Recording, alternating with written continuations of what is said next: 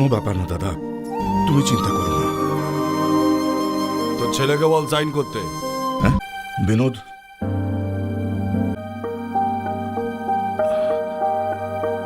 নে। আমি সাইন করব না।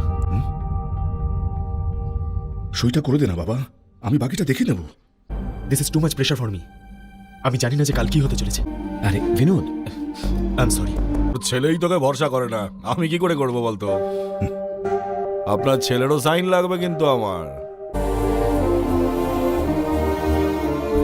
স্যার করুক যেন ও টাকাটা দিতে না পারে, তাহলে এই বাংলো পুরো আমার। তালাটা খোলো তাড়াতাড়ি। আমি খুলতে পারবো না, চাবি ওনার কাছে আছে। এই তোমরা কিন্তু ভীষণ ফাঁকিবাজ। চাবি দে।